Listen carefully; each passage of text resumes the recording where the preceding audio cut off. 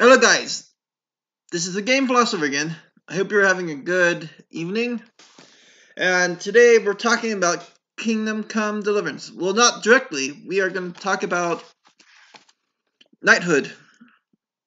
And Chivalry de Carne, a old French knight, defined chivalry. And one of the cool things we see is that there's also a game by Tecmo Koei called Bladestorm, which actually goes around this guy's very era. But there's not really much difference in the concept of chivalry from the mid 1300s to the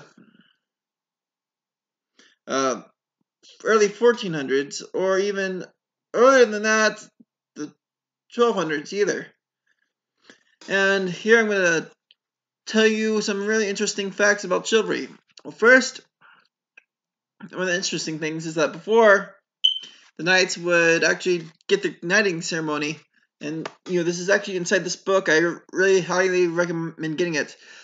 That they would take a bath and they would repent of their sins. They would pretty much throw away the past, all within this really cool ritual where they would just wash away all impurities, and then they would fall asleep on a white cloth bed.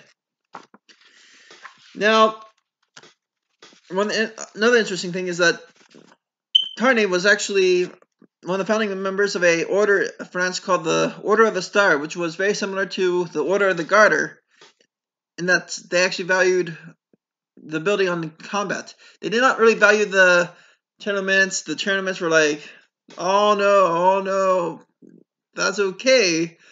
But what we are looking at is the combat ability of people.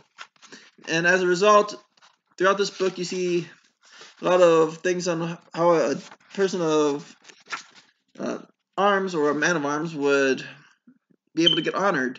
And the whole entire concept was that he who does best is most worthy. Now, skipping ahead, I'm going to be talking about stuff that's more related to philosophy, kind of. It's this little passage which is about the advice on conduct towards friends and enemies. And I'm not going to read the whole thing. I'm just going to talk about a tiny bit of it that the supreme rule of conduct is here.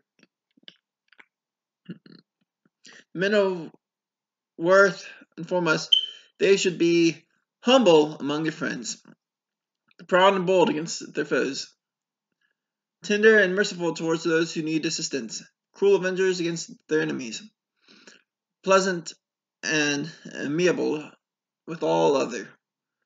For the men of worth tell you that you should not converse with at any length, nor hold speech with your enemies. For you should bear in mind that they do not speak to you for your own good, but to draw you out that they can use to do you the greatest harm. You should be generous in giving where the gift will be best used, as careful as you can that you let your enemies have nothing that is yours. Love and serve your friends. Hate and harm your enemies. Relax with your friends and exert yourself with all your strength against your foes. You should plan your enterprises cautiously, and you should carry them out boldly. So, that's from like I said, it's from A Knight's Book of Chivalry by Chivalry de Carne. And what he's talking about here is how you should treat friends, enemies, and acquaintances. You should pretty much not let your enemies get any hand over you. You should act cruelly towards those who are doing wrong to those who are innocent and suffering. You should be friendly with your friends. You should be relaxed with your friends, humble. That means that if your friends are telling you their own opinion, you might want to listen to them. And if you listen to them, that might help you out in the long run. Now, on the acquaintances, you should be merciful and generous. So pretty much this is telling us how to live in a way which is most worthy, most valiant, and we see a recurring theme here that he who does best is most worthy. And the reason why you should treat everyone well, except for your enemies, and why you should listen to your friends is so that you can do best. And when you do the best, your whole entire society, your kingdom, your country, your lord, your job, or your corporation that you work for, your business, whatever, the whole system is elevated. And the system of your enemy is pushed down. Now, let's say, for example, that your enemy might be among your whole entire system. That is not to say that you are actually going to fight that guy and try to destroy him and the system he's part of, because you're part of that system too. What you would want to do there probably would be to earn more respect from your superiors, and in that way you can actually fight your enemies through just doing best and getting more honor, more worth, more of everything, more promotions, whatever you want.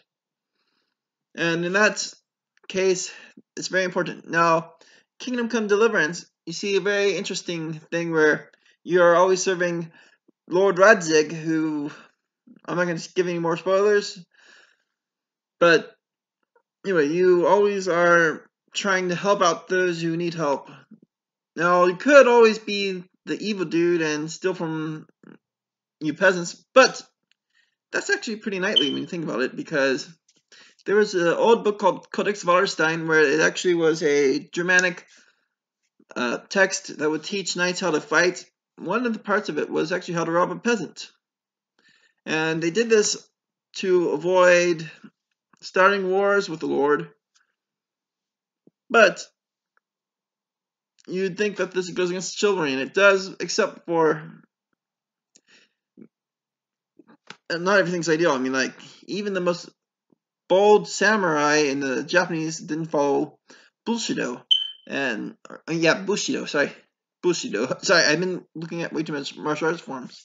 And, so, this is pretty much it. And, not all knights were part of an order. They could have easily been just servants of the Lord and had no guidance whatsoever. But for the most part, they were part of orders, and very intense military orders, and they would follow strict codes. They would win honors. They do great deeds. And when you look at the ethics system by Chivalry de Carne, you learn how the medieval ethics might actually help you in your own life. This is the Game Philosopher. Thank you for watching. I hope to see you next time I do a video. And have fun. And I'll leave you with this last little image.